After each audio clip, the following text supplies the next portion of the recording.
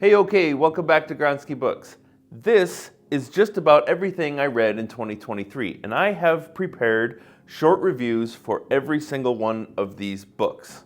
Now, longtime viewers of this channel might recognize this fellow as the guardians of my bookshelf. His name is Smokey. And this year, Smokey and I have collaborated, and we have decided that this year we are going to offer the first annual Smokey Book Awards for various categories of books that I read in 2023. They didn't necessarily have to be published in 2023 to earn this award, so be on the lookout for the Smokey Book Awards in about 10 categories. Now, these books fall into about 27 different genres, so there's a lot of different kind of stuff in here. And since all of my reviews are about 20 or 30 seconds long each, they go by pretty quick. Now, since most of these books are library books, we need to return them to the library. So come with me to the Central Library as we return my library books from 2023.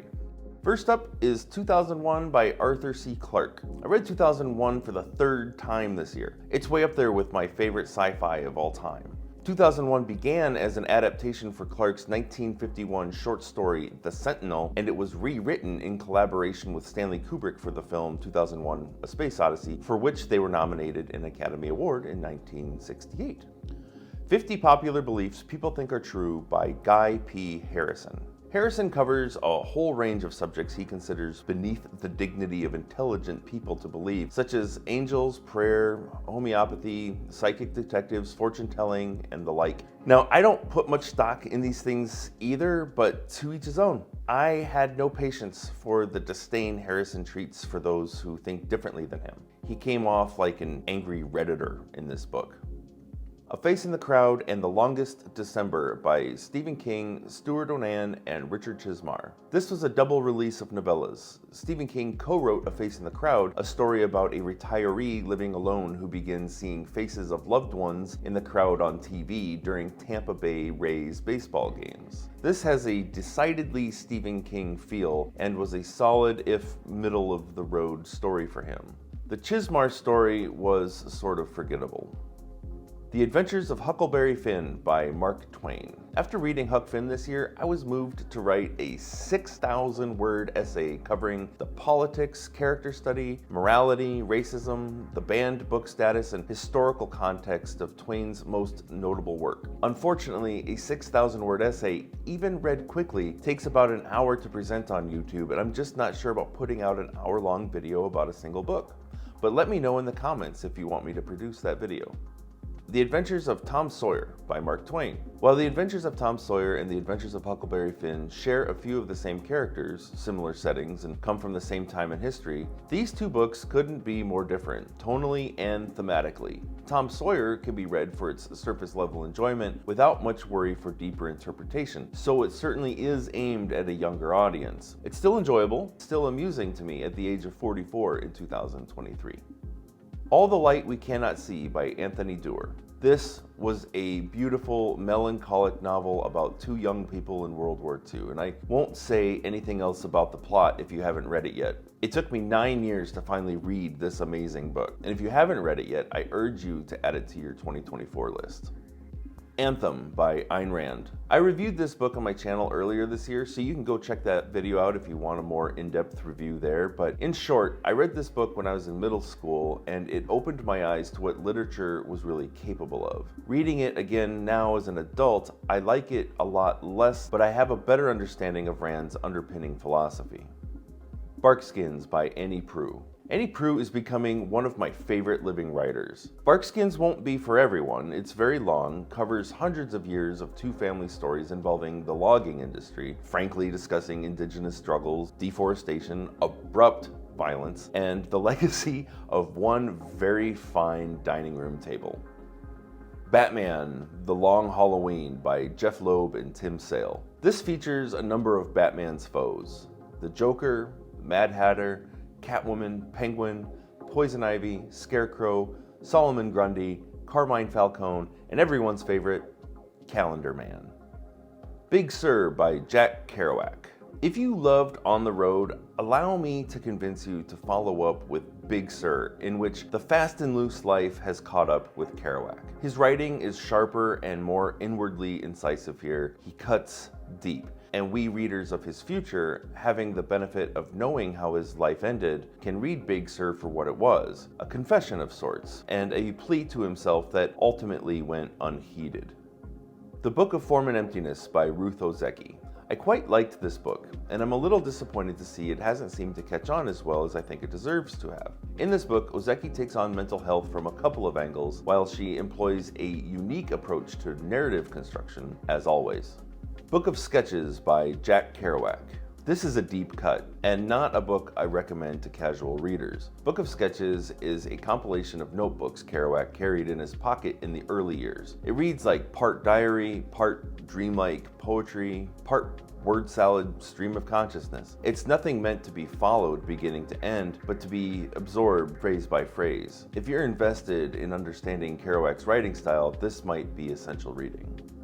The Boy, the Mole, the Fox, and the Horse by Charlie Mackesy. This was a beautiful little illustrated book. It took me less than maybe an hour to read the first time, but I returned to it several times to ponder its little pages, little words of cozy wisdom. And reading this book feels like hugging a childhood friend. But I'm Not a Hero by Eric Demarest. Here's a YA novel about an ordinary boy who discovers he has extraordinary powers. Matt Pine is preoccupied with denying that his abilities make him special. And when he's moved to act in order to counter a deadly conspiracy plot in town, Matt and his outcast friends do what anyone would do, save the day. Fun times for casual reading. Catch-22 by Joseph Heller, one of the so-called great American novels here. I first read Catch-22 in high school and found this novel about the Air Force in wartime engrossing and hysterical. Reading it now, after my own career in the Air Force, I found it far less engrossing and only mildly amusing. It's a product of its times for sure, and didn't hold up very well to the reread, for me at least. Darth Vader Volumes 1 through 4, written by Kieran Gillen, illustrated by Al Milgrom et al. This series was a lot of fun. The story follows our hero, Darth Vader, in the wake of the Death Star disaster. Introduced in this series is a new character to the Star Wars EU, Dr. Aphra, a snarky, tech-savvy smuggler who assists Vader in securing a few assassin droids. These side characters alone make these volumes worth reading. Deathstroke Incorporated, King of the Supervillains by Joshua Williamson and others. I typically like the Deathstroke character, but I quit reading this series after volume 1. It's everything I don't like about comics. Desolation Angels by Jack Kerouac. I really liked the first 90 pages with Kerouac in Washington State looking out over Desolation Peak, stationed on a fire watchtower, alone with his thoughts. But as soon as he walked back into civilization, the book was reduced to a rambling mess. Desolation Angels ended with a lot of the problematic stuff modern readers object to about Kerouac's writing, but the first 90 pages is worth a read. Discipline Equals Freedom by Jocko Willink. Just look at Jocko's face on this cover. This isn't even color adjusted. Jocko walks around the world looking exactly like this. Jocko is a former Navy SEAL commander who wrote a book full of tough guy wisdom, and it's not without merit. There's some seriously good stuff in here, but I don't know anybody who lives their life with this level of nonstop intensity. Take it down a notch. We're real people out here. Do the Work by Steven Pressfield. The subtitle of this book is Overcome Resistance and Get Out of Your Own Way. And I appreciate Pressfield's restraint in not adding the usual obligatory words, how to, at the beginning of that subtitle. The subtitle suddenly becomes an imperative, not some hypothetical possibility. It's a quick read and worth reading for anyone taking on any kind of new endeavor, especially creative works. Dogman, Brawl of the Wild by Dave Pilkey. Okay, cards on the table. I didn't actually read this book. It was read to me, every word. Brawl of the Wild is my wonderful 8-year-old niece's favorite book, and she eagerly and exuberantly read this whole book to me aloud, cover to cover, in a single sitting. Cute book. Bram Stoker's Dracula wins this year's Smoky Book Award for Best Reread of 2023. I've read Dracula several times in my life and I never get tired of it. This year I read the new annotated Dracula as compiled by Leslie S. Klinger, wherein, in the publisher's words, with a daring conceit, Klinger accepts Stoker's contention that Dracula's tale is based on historical fact. I found Klinger's annotations in this light immensely charming.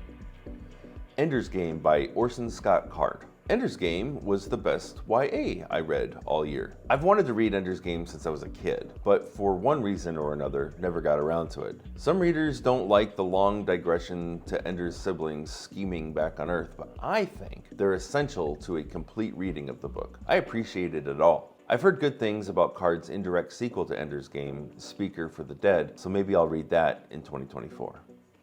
The Entropy Effect by Vonda McIntyre. The Entropy Effect is a 1981 Kirk and Spock-era Star Trek novel. At its heart, there's a zany time travel plot and a space phenomenon that threatens to destroy the universe, and of course, only Spock can stop it. I did a spoiler-heavy summary review on this channel if you're interested, but to sum up, despite its extreme camp, it was a fun book.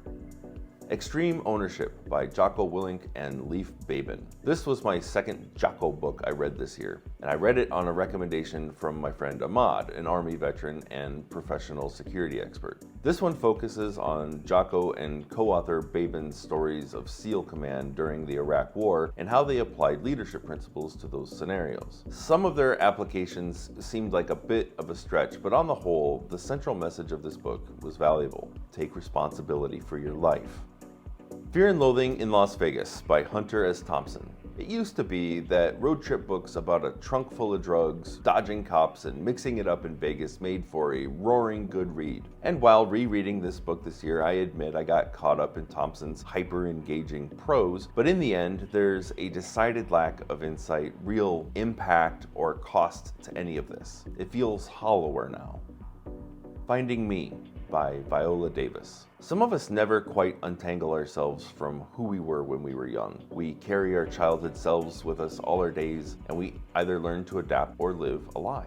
Embracing our true selves and living an authentic, fearless life is the only good option. Davis has written a beautiful and moving memoir. The Forever War by Dexter Filkins. The Forever War wins my best nonfiction that I read all year. The Pulitzer Prize winning writer Dexter Filkins is known as one of the premier American combat journalists. The Forever War covers his 2001 dispatches from Afghanistan and early work in the Iraq War, illuminating the desperate lives of both the local populations and that of the US warfighter. It was deeply insightful, fantastic work, and I'll read it again. Ghost in the Shell by Masamune Shirow. Ghost in the Shell wins Best Graphic Work I read in 2023. Like many in my generation, I grew up with the Ghost in the Shell anime, the 1995 neo-noir cyberpunk thriller. But I thought it was about time I finally read the collected, original 3-volume manga originally released between 1989 and 1991. I found myself, even 30 years after its publication, still drawn in by its visionary, super technological art style. But even more than that, Masamune's themes of corrupt power and means of individual control were deeply thought-provoking and still relevant today. The Grapes of Wrath by John Steinbeck. Steinbeck said he constructed The Grapes of Wrath to be interpreted on 5 levels for the reader to discover at their own depths. On level 1, the Joad family travels west, fleeing the Dust Bowl and the Great Depression. This is the level that everyone I've ever spoken to who hates the book seems to have read it on. They can't get over the dusty descriptions of destitute nature. But what about the Exodus allegory? What about the Christ figures? What about the examination of the subhuman and socialism versus capitalism? Some call Steinbeck a propagandist, some call him a lazy researcher. I don't find either of those monikers to be true, so it doesn't bother me. Steinbeck's dusty characters deliver themes that are so real that by the end of reading, I've adopted them into my own life over a tin cup of coffee and a batch of flat biscuits. Gulliver's Travels, or Travels into Several Remote Nations of the World in 4 parts by Lemuel Gulliver. First a surgeon, then a captain of several ships. A novel by Jonathan Swift. Another reread for me this year. and another book that I've only grown to appreciate more. One of the hallmarks of transformative literature is that it can be enjoyed on multiple levels and rewards a reread. Where I first found Gulliver's Travels to be a series of fun adventures as a kid, I now find it to be a scathing takedown of colonial society, a book way ahead of its time. The Hobbit by J.R.R. Tolkien. The Hobbit has sold over 100 million copies. I account for 3 of those. I have read The Hobbit 5 times now, and once each in the last 2 years. We all know about this book, Bilbo, Gandalf, Thorin and company. But did you know that in 2004, an ancient human species known as Homo floresiensis was discovered in a cave in Indonesia? This relative to Homo erectus lived 50,000 years ago, stood just over a meter tall, lived in holes in the ground, had big hairy feet, kept well-stocked larders, and hardly had any adventures at all. I only wish J.R.R. Tolkien had lived to see their discovery. Holly by Stephen King. Holly won the Goodreads Reader's Choice for Best Horror Novel in 2023, so I suppose congratulations are in order. But while I enjoyed this book more than some of his recent outings, I still badly miss the King of Old. How to Read a Book by Mortimer J. Adler and Charles Van Doren. For some reason, this book is in vogue right now, but I found this 426-page book to be about 400 pages too long. In fact, the top review on Goodreads summarizes the book's most salient points in a 1,700-word summary. That's about 6 pages of text in a book, so just read Nandakishore Maridula's review and be done with it. Huck Finn's America by Andrew Levy. I read Levy's book during my research for my Huck Finn essay and found that many of his ideas run contrary to the main academia. I wasn't entirely sold on everything he had to say, particularly that Huckleberry Finn was somehow not about race, but Levy had supplemental theories about education and polite society that I found convincing. The Illustrated Man by Ray Bradbury. The Illustrated Man is an incredible 1951 short story collection by master of the art Ray Bradbury. The 3 best stories, for my money, were The Veldt, a story about a virtual reality nursery that wasn't so virtual, The Man, about deep space explorers who discover a planet that has just been visited by Jesus Christ, and The Rocket, about a father who invests his entire life savings from his metal salvage career into a junked rocket. The Rocket has one of my favorite endings to any short story ever. In Watermelon Sugar by Richard Brautigan. In Watermelon Sugar is my favorite Brautigan book. The first-person narrator shuts himself in his cabin during the day, and as the novel progresses, he casually reveals obscure details from the strange history of wherever this book is set, some isolated place in the woods set just outside reality. Adding to the surrealism are the long lives of the characters, their collective dreaminess, and the endless nights of revelry. This book has a mystery at its heart, centering around a place called the Forgotten Works, but the mystery is neither fleshed out nor is it resolved. I always finish In Watermelon Sugar feeling like the narrator doesn't quite trust me with the actual truth. The Joker, Volumes 1 through 3, by James Tynion IV and illustrated by Gilliam March et al. It's a Joker story, so you know it's going to be demented. And to be sure, Joker scenes are shocking and brutal. But the stories actually focus on Jim Gordon in a role as private investigator. This is a good little series, if only a little unfocused the way comic series tend to be when they're not written to be standalone. Jurassic Park by Michael Crichton. I read Jurassic Park back in 1993 and again in 2023, and though it shows some age here and there, Crichton's decision to construct his plot around an unraveling chaos model was brilliantly thematic. Great book, one of his very best, and still one of my favorite thrillers of all time. King Lear by Shakespeare. I read this 4 times this year, which is too much. I have mixed feelings about King Lear. Part of me is moved by the crumbling patriarch at the mercy of his 2 jackal-like daughters and the regret of sending his loving daughter away. But the other part of me is completely unsympathetic and uncomprehending. Like, Lear's downfall could have been easily avoided right from the beginning and should have been easily foreseen. But you say, Eric, you're forgetting his madness. But Lear's madness only manifests in the beginning as extremely poor decision making. And then suddenly the madness manifests within Lear after he's been turned out in the storm as if he's been a Class A certifiable nutcase for all his life. I mean, I understand how our kids can drive us nuts, but Goneril and Reagan really must have got into Lear's craw something fierce.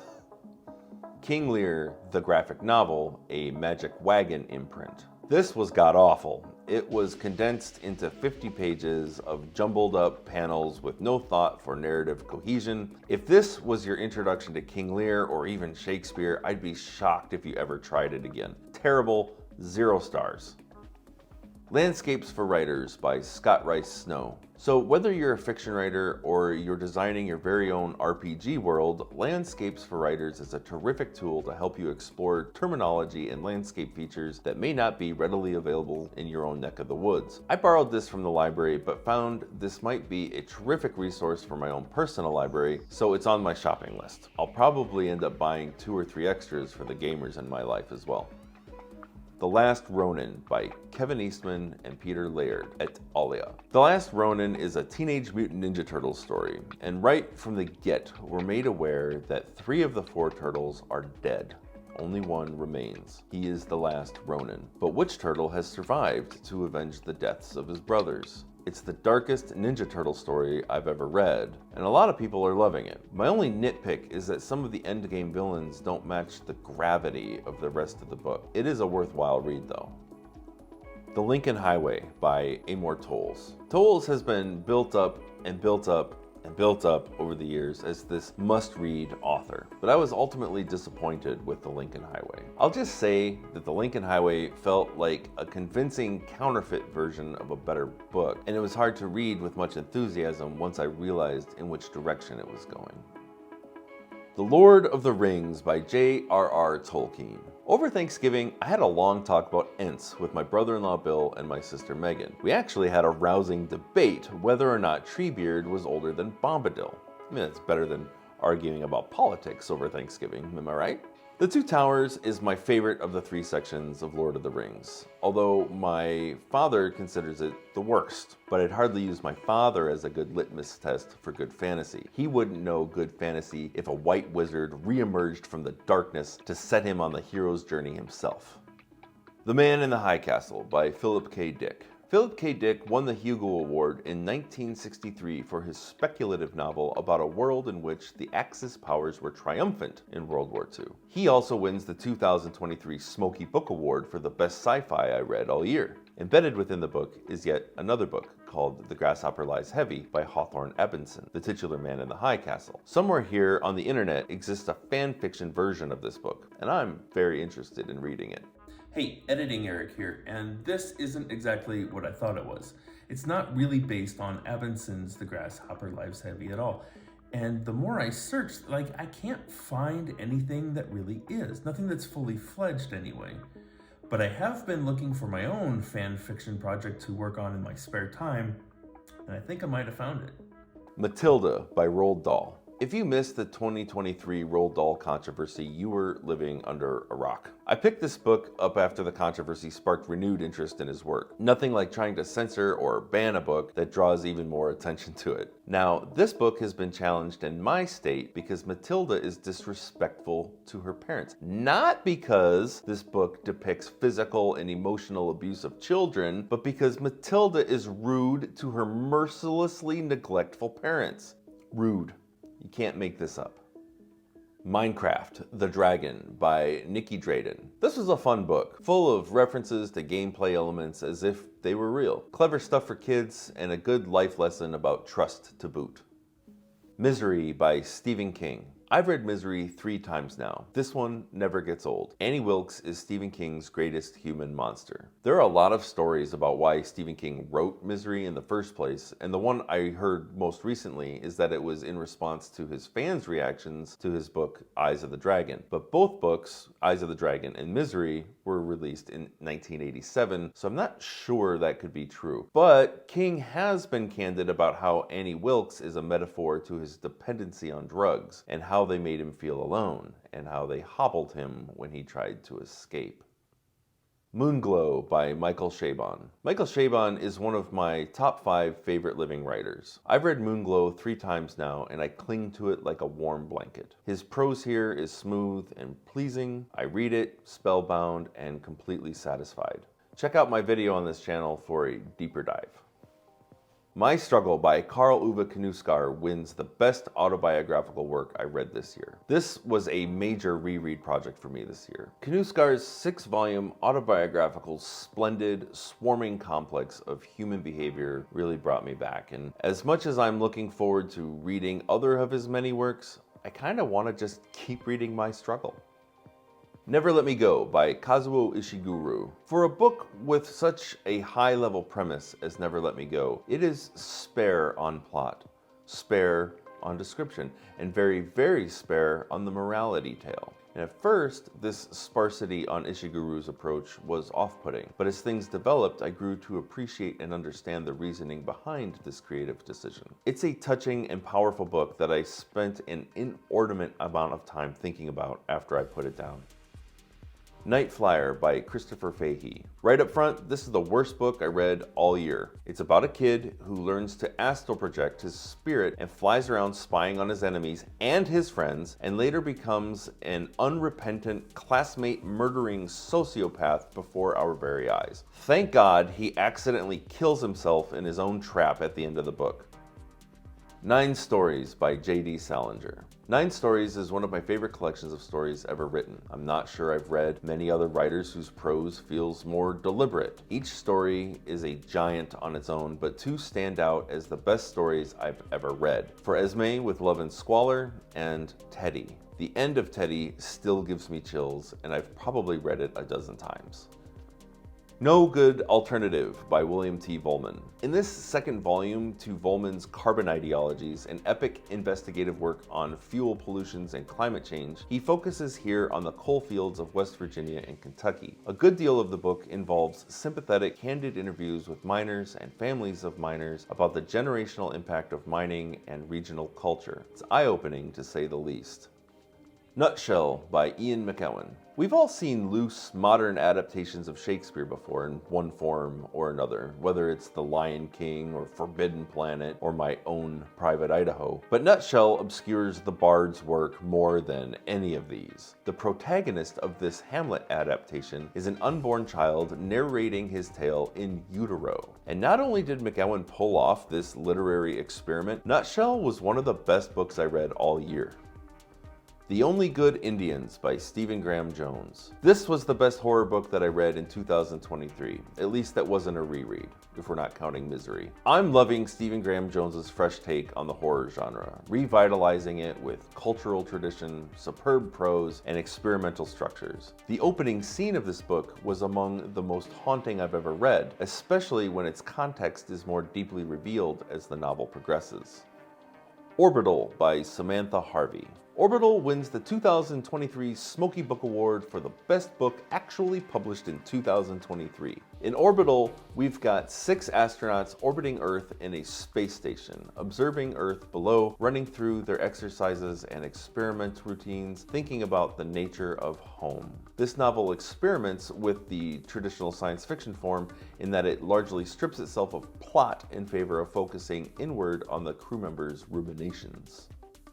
The Oregon Trail by Francis Parkman. Parkman published The Oregon Trail in 1849, about his 3 months on the trail and a brief sojourn in the Black Hills in the summer of 1846. Calling the book The Oregon Trail is a bit of a misnomer, as the book only covers about a third of the eponymous trail before he turns back. But my chief complaint of this book is Parkman's blatantly racist and dismissive nature regarding Indian and Mexican populations, which leaves a lot to be desired. However, Parkman's acute journalistic observations of settlers' lives on the trail and the quality of his writing I would put up there with the best of Twain's descriptive nonfiction, sans witticisms. A must-read if the subject interests you. And to be honest, Parkman's self-abashed, self-reported prejudices are just as valuable, if not more, to understanding of the times as his reporting on how one might secure a team of horses in Westport.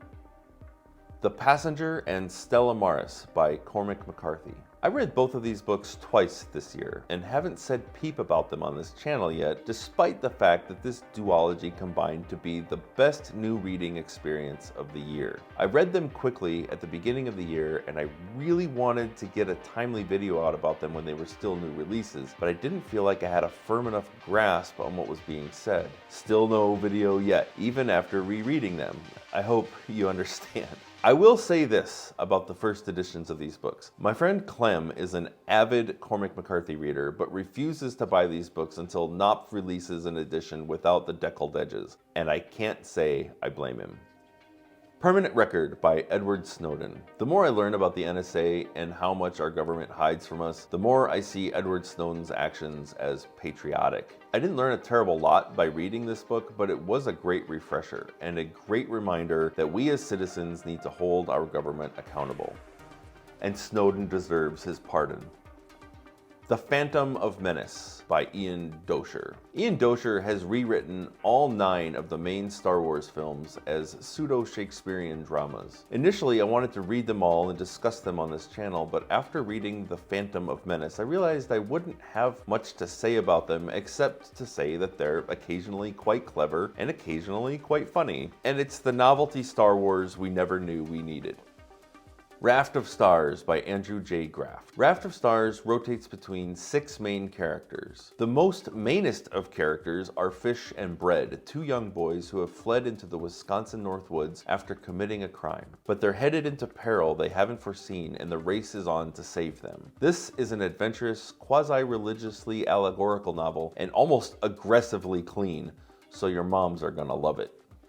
The Rain Heron by Robbie Arnott. This is probably the most original book I read all year. I almost don't want to say anything about this one because it could spoil the reading experience for you. The publishing blurb tells us that The Rain Heron is about a woman who lives alone in the wild forests and survives by hunting and trading. Then something happens that disturbs the status quo, and I'll leave it there. It is surprisingly imaginative.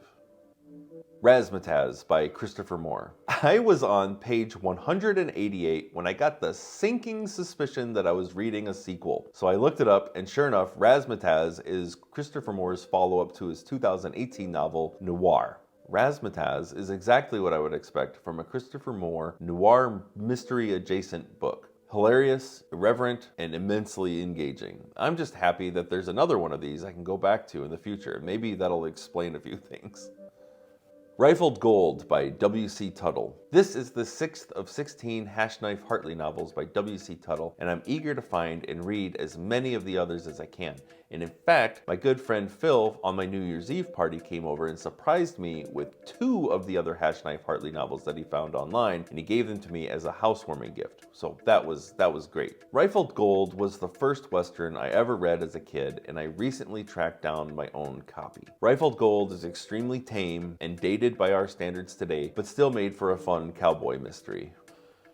River of Teeth by Sarah Gailey. The blurb on the cover says, "Man-eating hippo mayhem is my new favorite kind of mayhem."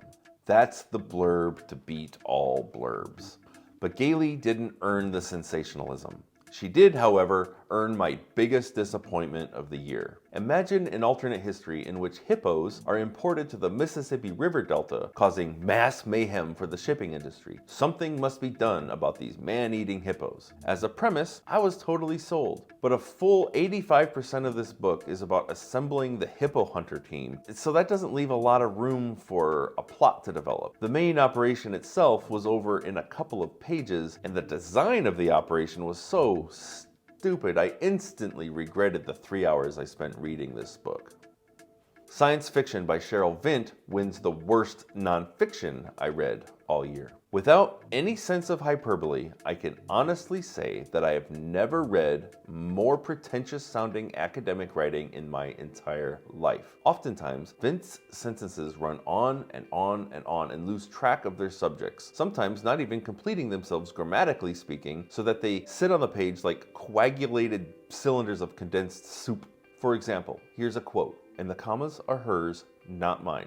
"What science fiction figurations of the future demonstrate is the atrophied state of our utopian imagination, the difficulty, perhaps impossibility, of envisioning the radically other, which, paradoxically, reignites this capacity by forcing us to confront our failures and us become unexpectedly transformed into a contemplation of our own absolute limits.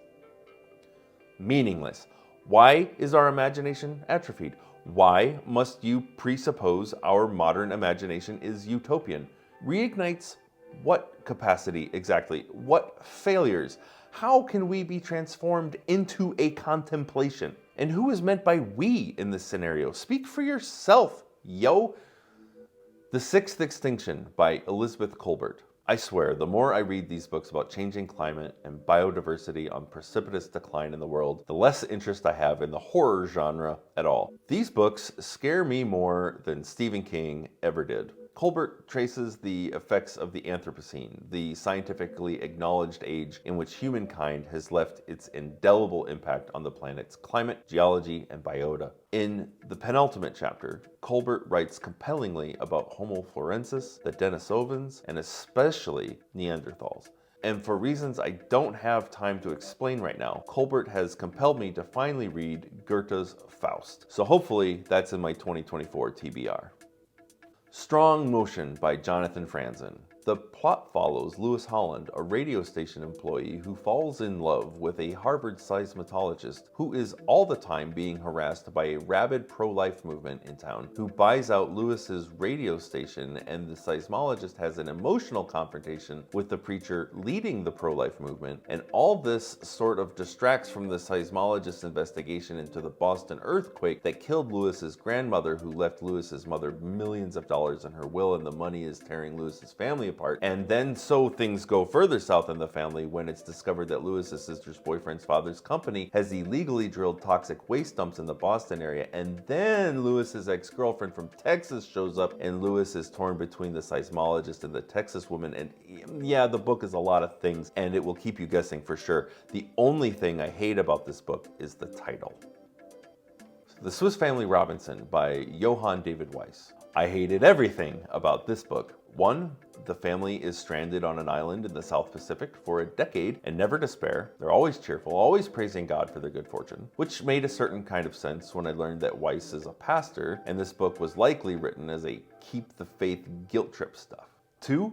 The family is stranded on an island for over a decade and never run out of gunpowder, even though they're constantly hunting. 3. Mrs. Robinson is never given a name, only ever referred to as mother or wife. And the boys are completely interchangeable, and I couldn't tell them apart. 4. It felt like they were shipwrecked in a wildlife preserve for all the various fauna they encountered. Tigers, bison, sperm whales, lobsters. This is a rare 1-star book for me, especially for something out of classic literature. Termination Shock by Neil Stephenson. Termination Shock was immensely researched and filled to bursting with intriguing technological climate data. The concept of combating climate change by neutralizing carbon in the atmosphere is a great subject for speculative fiction, but there just wasn't enough story in the 708-page novel to keep my interest past the first few hundred pages, which opened very strong. I would have preferred to read a non-fiction effort on the subject by Stephenson.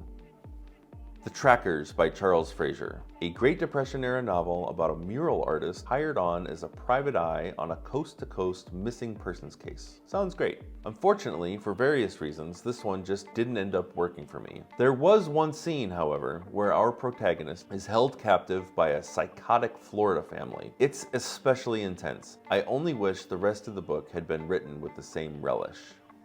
Universal Harvester by John Darnielle. Is this literary fiction? Is it horror? Is it a thriller? What even is this book? I asked myself these questions many times the first time I read it, and upon rereading it this year, I realized these questions were completely irrelevant. Form and genre are secondary to atmosphere and style in this work, and Darnielle provides each of these in heaps. If you're looking for an unsettling generational family history with a bizarre mystery at its heart, this book is for you.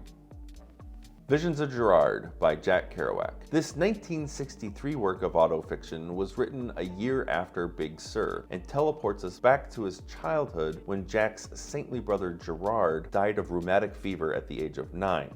Kerouac writes candidly and poignantly about the precariousness of life and the beautiful, if melancholic, impact close siblings can have on one another at a young age. Having been raised in the Catholic tradition, Gerard has been Kerouac's patron saint all his life. Visions of Gerard is Kerouac's attempt to make sense of the gap between Gerard's saintliness and his own soul's quest toward beatification through other channels.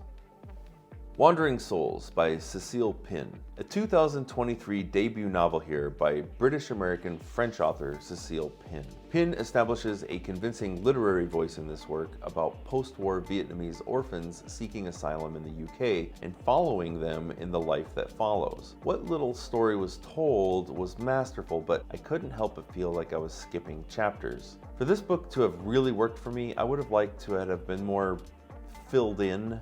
I'm looking forward to whatever Pin releases next, though.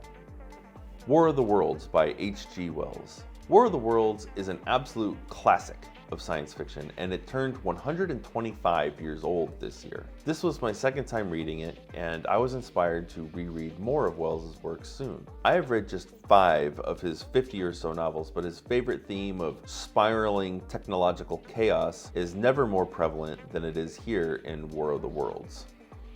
The Weather Makers by Tom Flannery. This ebook has been living inside my phone for a decade, and I finally read it. I read it over the course of the year while standing in line at stores or waiting at tables at restaurants. Unfortunately, this is a climate science book that's already more than 20 years out of date, so I can't possibly recommend this to anyone. Wolverine by Frank Miller and Chris Claremont. I read this because Claremont and Miller have immense reputations in the comics world, and I like the Wolverine character. But this early version of Wolverine is not for me. I suppose I only like what he's become since the 90s revisions. Your First Novel Revised by Anne Rittenberg and Laura Whitcomb. Written by a novelist and a literary agent, this book is the perfect starting place for new writers trying to break into the business of publishing. It is, however, an older book now, and the industry has changed considerably, but this is still a good place to start. A good first rung on your ladder, so to speak. Alright, so that's everything. What did you read in 2023 that you liked? Let me know downstairs in the comments. Okay. Well, I have been Eric Gronsky, and until next time, read something good.